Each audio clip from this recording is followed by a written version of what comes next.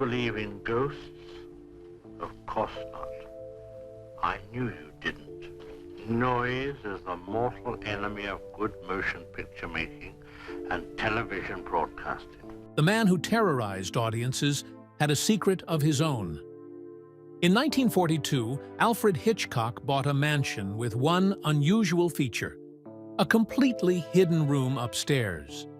This wasn't just storage space. It was a fully functioning office with plumbing for a bathroom. No one visiting would know it existed. Here, the famous director plotted his most famous scares. When the house sold in 2023 for $8.81 million, the hidden chamber was still there. What they found in their will haunt you forever. Alfred Hitchcock was born on August 13, 1899, above a small shop in Leytonstone, Essex. His father ran the shop. His mother kept the home strict and deeply Catholic. Alfred was the youngest of 3 children, and early on, life taught him fear.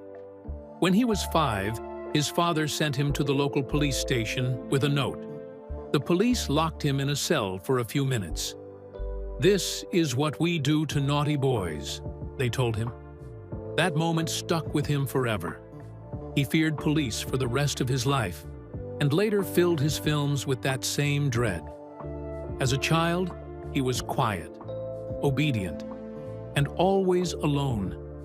He never had a playmate, and his father called him "my little lamb without a spot."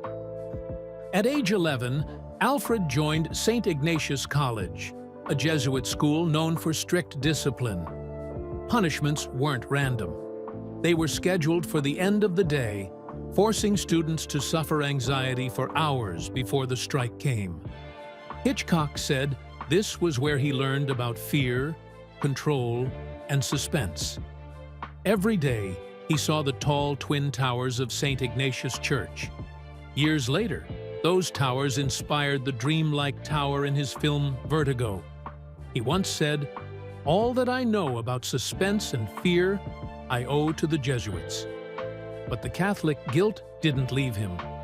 It followed him throughout life, shaping his view of right, wrong, and punishment. When Hitchcock was 15, his father died. The loss hit the family hard. Alfred had to leave school and start working, but he had already begun taking night classes at an engineering school in Poplar a year earlier, studying mechanics, electricity, and sound. He got a job as a technical clerk at Henley's Telegraph and Cable Company for just 15 shillings a week. It wasn't glamorous, but it opened the door. He worked in the advertising department, designing ads. That's where he first learned how to communicate with images. He kept studying at night, adding painting, history, economics, and politics to his list. He didn't go to war. By 1917, when he turned 18, he was fit only for desk jobs. He joined a cadet group, but they mostly laughed at how his leg wraps kept falling down. While others were rebuilding their lives after the war, Hitchcock was doing something else. He was going to the movies, non-stop. Every weekend, he watched as many films as he could. But he didn't watch like everyone else. He studied every shot, every cut, every movement. German expressionist films changed everything for him. He saw shadows, tension, and strange angles. He read every film magazine he could get, even the American ones. By 1920, without ever working on a film set, he already had a filmmaker's eye. He knew what made a shot powerful and what made a scene stay in your mind. In 1920, at 21 years old, he made his move. He walked into famous players Lasky Studios in Islington with a portfolio of title card designs for a film called The Sorrows of Satan. The studio told him they were doing a different film, so he went home, created a new set, and came back. They hired him. At first, he worked part-time while still holding his job at Henley's. He even made a deal with his advertising manager. He'd split his film pay if he could use Henley's tools after hours. By 1921, Hitchcock was working full-time at the studio. He designed title cards for films like The Great Day and Dangerous Lies. When the studio downsized, Hitchcock stayed on. He started writing scripts and designing sets. In 1922, he worked on 6 films for Gainsborough Pictures. It was fast, intense learning. That same year, he tried to direct his first film. It was called Number 13, a story about working-class tenants in a London building. His uncle gave him some money to start, but it ran out fast.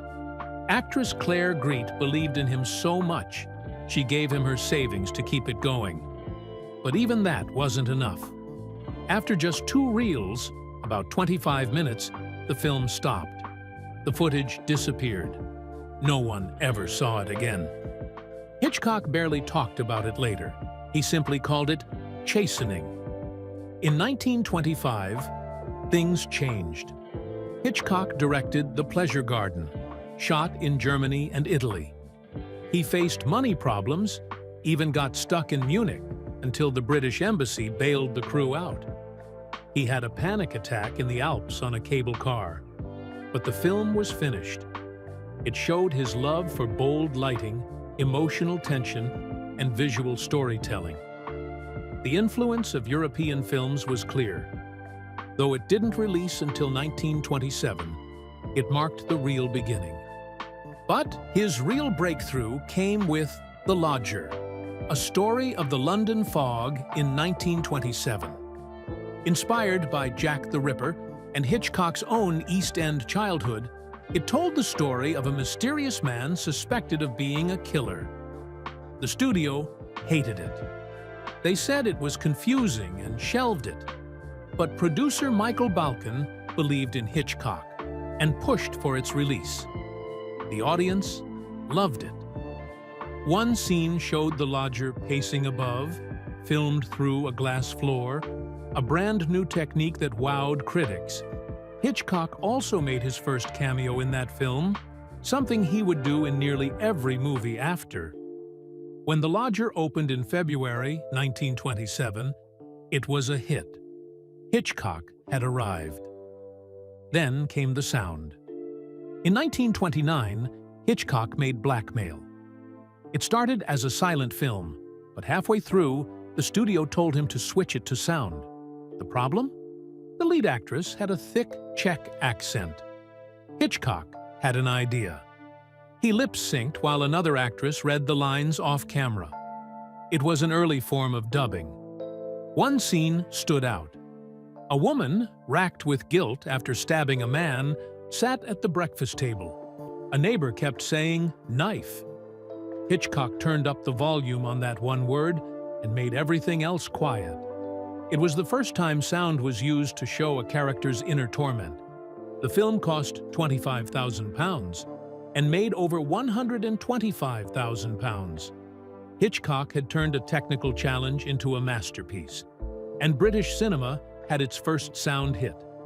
Alfred Hitchcock's story really began to change on December 2nd, 1926. That was the day he married Alma Reville in South Kensington, London.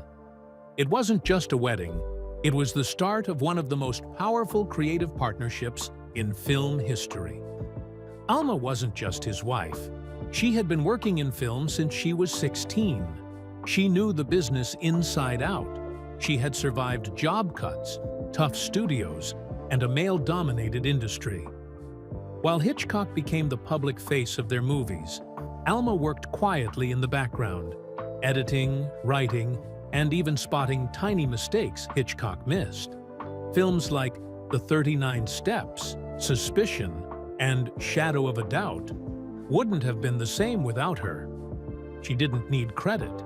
She just wanted the work to be great. And Hitchcock trusted her more than anyone.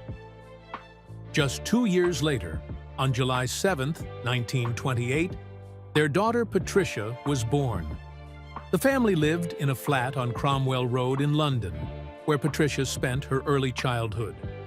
But her childhood wasn't ordinary. At just 3 years old, she was already part of glamorous events, like carrying the train of a bride's dress at a celebrity wedding. That kind of life was normal for her. By the time she was 14, she was acting in a Broadway play called Solitaire. After finishing high school in Los Angeles in 1947, she went to London to study acting at the Royal Academy of Dramatic Art. She later appeared in 3 of her father's films: Stage Fright, Strangers on a Train, and Psycho. She also acted in several episodes of Alfred Hitchcock Presents. In 1952, she married Joseph E. O'Connell Jr., and they had 3 daughters. The Hitchcock name by then wasn't just a brand in film, it had become a legacy. But as Patricia was growing up, the world outside was changing. Europe was on edge. War was coming. Hitchcock knew it. And in 1939, he made a life-changing decision. He moved to Hollywood. He had already committed to directing one last British film, Jamaica Inn, in 1938. But after wrapping that, he boarded the RMS Queen Mary and sailed to America. By the time he arrived, the United States press already treated him like a celebrity. He gave interviews, appeared in magazines, and met big names in the industry, long before he even started working there. Then came the meeting that changed everything. David O. Selznick, one of the biggest producers in Hollywood, offered him a 7-year contract. Hitchcock would earn $40,000 per film, an amount that equals nearly $890,000 today. It was perfect timing. Europe was about to go to war, and Hitchcock had just secured financial and creative safety in America. When he moved to Los Angeles with his family, he was stunned by the difference. Hollywood had more money, better equipment, and faster ways to make movies. He was finally in a place where his imagination could run wild. That same year, Life magazine called him the greatest master of melodrama in screen history. It was a huge moment. He had made it. But things weren't all smooth. His partnership with Selznick wasn't easy. Hitchcock was quiet and controlled. Selznick was loud and dramatic. They clashed over scripts, edits, and who got the final say. Still, Hitchcock pushed through. Alfred Hitchcock didn't plan to conquer Hollywood. In fact, when he arrived in 1939, he didn't even feel like he belonged. But by February 27, 1941, everything changed. His first American film, Rebecca, won Best Picture at the Academy Awards. It was a huge moment, except for Hitchcock. The Oscar went to the film, not to him. Best Director went to John Ford. And that was just the beginning of a long, strange pattern. His movies kept winning awards, but he didn't. And the strange part? Hitchcock didn't even like Rebecca. He once said it wasn't really his film. The reason? Producer David O. Selznick controlled everything. He forced Hitchcock to stick to the original novel, line by line. That battle between director and producer was so frustrating that Hitchcock avoided talking about the film for years. Selznick won the Oscar. Hitchcock got the credit and the resentment. While Europe fell deeper into war, Hitchcock started making one thriller after another. From 1940 to 1945, he released 8 films. The second one, Foreign Correspondent, came out just months after Rebecca. It tackled the war head-on, even before America had joined it. The movie ended with bombs falling on London and a call for America to get involved. It cost $1,484,167 to make and earned another Best Picture nomination. In the same year, Hitchcock had 2 films up for the top prize. That was rare. Then came Suspicion in 1941. It earned Joan Fontaine an Oscar, the only acting win in a Hitchcock film. But Hitchcock's personal favorite came in 1943, Shadow of a Doubt. He made it with playwright Thornton Wilder to capture a very American small-town feel. Beneath that calm surface was a killer hiding in plain sight. These wartime films showed Hitchcock adjusting to his new country. But his favorite subjects, guilt, paranoia, danger, they stayed the same. Then came Rope in 1948. Hitchcock wanted to try something no one had done before. A film with no cuts. Or at least, that's how it looked. The whole movie seemed like one long take, but it was actually 10 shots, each about 10 minutes long. That's as much as a reel of film could hold. So how did he hide the cuts? He moved the camera into someone's back, or into a piece of furniture, and then started the next reel from there. It was his first color film, and he even had the sky outside the window change as time passed, from afternoon to evening, just to make it feel real. The camera, the actors, even the walls had to move in sync. It was like a dance. Some people thought it was just a gimmick. But later, critics saw it as a turning point in filmmaking. Movies like Birdman and 1917 owe something to Rope. Between 1940 and 1949, Hitchcock's films racked up 34 Oscar nominations. He got 3 Best Director nominations, Rebecca got 11, Foreign Correspondent got 6.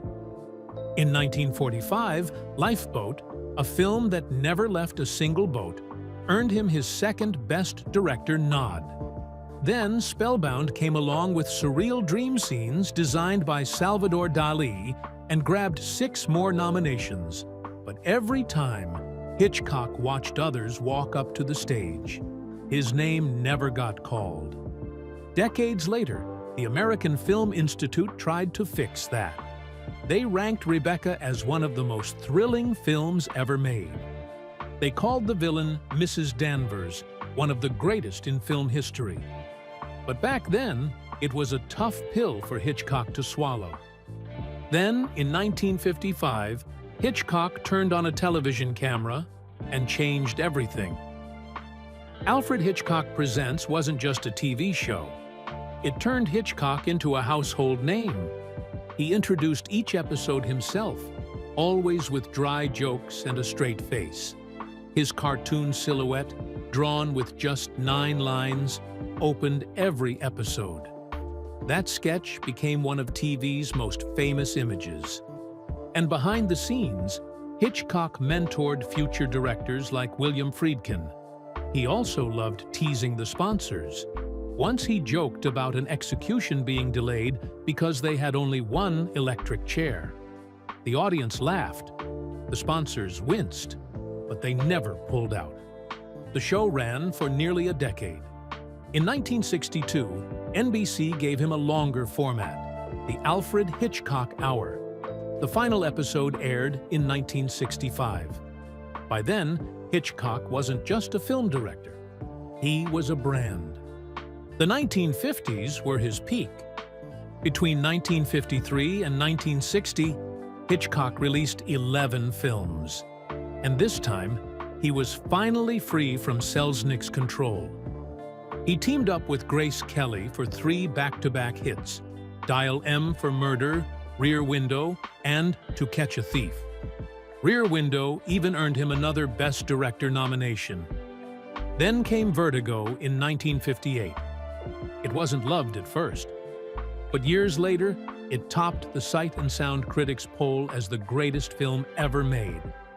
And just when things seemed shaky, Hitchcock bounced back with North by Northwest in 1959. It smashed box office records at Radio City Music Hall, earning $404,056 in just 2 weeks, worth about $4.4 million today. He ended the decade with Psycho.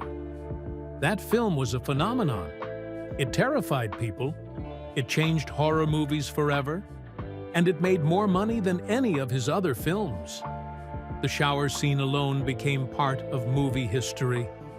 But Hitchcock didn't do it alone. He worked closely with writer John Michael Hayes on 4 hits in a row: Rear Window, To Catch a Thief, The Trouble with Harry, and The Man Who Knew Too Much. Those films had a lighter touch, more humor. But in interviews, Hitchcock downplayed Hayes's role. He once called him just a radio writer. Still, he kept working with actors he trusted: James Stewart, Cary Grant, and Grace Kelly. Grace especially became the face of the Hitchcock blonde, elegant, icy, and mysterious. Behind the camera, things didn't always go smoothly. On I Confess, actor Montgomery Clift used method acting. Hitchcock hated it. He liked precision, not improvisation. You could feel the tension in the finished movie. But not everything is good about Hitchcock. Sometimes he really crossed the line, and it all started in 1961. Alfred Hitchcock saw Tippi Hedren in a single TV commercial and instantly decided she was his next star. Within weeks, she was under a 7-year contract, exclusive, binding, and deeply personal. What began as casting quickly turned into something else. By the time The Birds entered production in 1962, people on set could feel it. Hitchcock wasn't just directing her, he was watching her, all the time. If she laughed with a male crew member, his mood turned cold. If she spoke to someone too long, he noticed. He even drove by her home late at night, hired investigators to track her life, and had her handwriting analyzed by a graphologist, just to know what she was thinking. Co-star Suzanne Pleshette once pulled her aside to say, "This isn't normal." But by then, it was already too late. Hitchcock controlled everything: what Tippi wore, how she acted, who she could talk to. She called it a mental prison, and it only got worse. In March 1963, she showed up to shoot the attic scene in The Birds. She had been promised mechanical birds, but instead, there was a cage built into the door. Real birds, wild, angry, freshly caught, were waiting. For 5 full days, 8 hours a day, they were thrown at her. Some pecked her skin, some got tangled in her hair. On the 5th day, they tied birds to her costume. One almost pecked her eye out. She collapsed on the floor, sobbing. A doctor ordered bed rest. Hitchcock tried to stop it. Even Cary Grant, who visited the set, whispered to her, "You're the bravest woman I've ever seen." But the worst part wasn't the birds. It was what happened off camera. During filming, Hitchcock's obsession turned physical. One day, while being driven to the set, he climbed on top of her in the back of a limousine and tried to kiss her. She pushed him away. But back then, in 1963, there was no term for sexual harassment. No one to tell. She stayed quiet. Things got even darker during their next film, Marnie, in 1964. One day in his office, he grabbed her again, touching her in ways that made her feel sick. She said he whispered dirty fantasies, told her limericks, threatened her career. The more she pulled away, the more violent his behavior became. Eventually, she had enough. She said no, and that was it. He looked her in the eye and said, "I'll ruin your career." And he did. She was 34, rising fast, and fresh off 2 major movies. But for the next 2 years, she didn't get a single role. He refused to work with her. But he also wouldn't let anyone else cast her.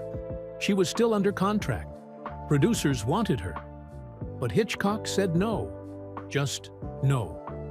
Dakota Johnson, her granddaughter, would later say, he ruined her career because she didn't want to sleep with him, and he was never punished. When the contract ended, Hollywood had moved on. Tippi's moment had passed. She returned to TV roles, supporting parts. Nothing close to what she had been promised. During all of this, Hitchcock kept her isolated.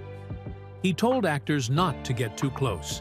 He held private character meetings where he made her drink champagne and told her the dreams he had. Sexual, disturbing dreams. He scheduled these meetings more and more often.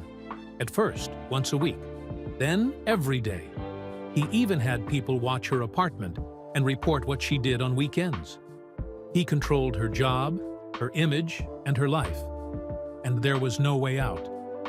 Meanwhile, Hitchcock lived in Bel Air, in a large but modest house he bought for $40,000 in 1942. It looked like an old English country home. He gave his wife the house key in a purse for her birthday, a theatrical gesture. It was hidden from the street, surrounded by trees. He stayed there until his death in 1980. He had a strange obsession with food, too. In the 1920s, he held a dinner where everything was dyed blue: soup, chicken, even the bread. Later, he hosted a haunted dinner with dishes named things like ragu of reptile and morgue mussels. He hated cold meat, eggs, and cheese, probably because of something that happened in his childhood. At home, though, it was all simple. Alma cooked. Their daughter did the dishes. They listened to music, read books, watched TV. No tennis court, no pool, just quiet routines. Alfred Hitchcock didn't just direct suspense, he lived in it. Hidden inside his Bel Air mansion was a secret room almost nobody knew about. The house was big, over 7,200 square feet, but tucked upstairs was a completely concealed office. Not just hidden behind a door, but designed so cleverly that guests had no idea it existed. He bought the home in 1942, shortly after it was built, and made sure the hidden room had plumbing ready for a bathroom. It was quiet, private, and perfect for someone who built his legacy around mystery. It wasn't just a room. It was a reflection of everything he stood for. This secret office wasn't just for show. Hitchcock actually used it. From the early 1940s until the end of his life, this upstairs hideaway became his creative lab. He developed parts of Rope, Vertigo, and Rear Window right there. His wife, Alma, was often by his side, editing scripts, reviewing storyboards, shaping the final product before anyone else even saw it. The space could easily switch roles. When needed, it turned into a guest bedroom, complete with plumbing for a future ensuite. It was designed with help from his trusted set decorator Emile Coury and production designer Henry Bumstead. They treated the room like a film set, modular, flexible, and precise. The location of the room was no accident. Hitchcock loved playing with space, stairs, shadows, windows. The office followed that same thinking. It was built to be unseen. Even the way light came into the room followed the mood he often used in his films. Architectural experts later called this schizoid architecture. It mirrored how his characters often hid things in plain sight. One professor even said Hitchcock's homes were full of symbols. Staircases were like the spine of the story. Windows were the eyes, and the basement was where secrets lived. And this office? It was a secret inside a secret. After Hitchcock died in 1980, the house went through renovation in 1983, but the room stayed. Every owner after him kept it as it was. Even when the house sold in 2023 for $8.81 million, way over the asking price, that room was highlighted as a major selling point. By then, it had become more than a hidden office. It was a piece of film history. The last owner before the sale, a businessman in construction and lumber, also chose not to touch it. The space had outlived decades of Hollywood trends. But what survived was a small, quiet room built for a man who once said, "Drama is life with the dull bits cut out." By the time he reached the final chapter of his career, Hitchcock had slowed down. Between 1966 and 1976, he made just 4 films: Torn Curtain, Topaz, Frenzy, and Family Plot. Frenzy, released in 1972, brought him back to London and got much better reviews than his earlier 60s films. It only cost $2 million to make, but earned $12.6 million, proof that he still had it. His last film, Family Plot, came in 1976. It was a dark comedy, with music by John Williams, and cost $4.5 million to produce. After that, he started working on a final film, The Short Night, about a British spy, but he never finished it. He let go of one writer, hired another, and then his health got worse. He never got to shoot a single scene. Despite fading from the director's chair, the world hadn't forgotten him. On March 7, 1979, Hitchcock got the American Film Institute's Life Achievement Award. The ceremony aired on CBS and became one of those rare moments in Hollywood where everyone showed up. Jimmy Stewart sat on one side, Cary Grant on the other. Ingrid Bergman hosted. You had Anthony Perkins, Janet Leigh, Sean Connery, even Barbra Streisand, all there. When Hitchcock gave his speech, he didn't thank studios or executives. He simply said, "The first is a film editor, the second is a scriptwriter, the third is the mother of my daughter Pat, and the fourth is as fine a cook as ever performed miracles in a domestic kitchen. Their names are Alma Reville," that was his wife. A year later, on April 29, 1980, Alfred Hitchcock died in his sleep. It was 9:17 a.m. He was 80 years old. The cause was kidney failure, something he had battled for months. Alma had suffered a stroke years earlier during the filming of Frenzy and could barely move. They had both grown quiet in those final years. His funeral was held at Good Shepherd Catholic Church in Beverly Hills. Over 600 people came. Mel Brooks, Tippi Hedren, Francois Truffaut, all there to say goodbye. Then, just like in one of his films, the final moment came with little noise. His ashes were scattered over the Pacific Ocean,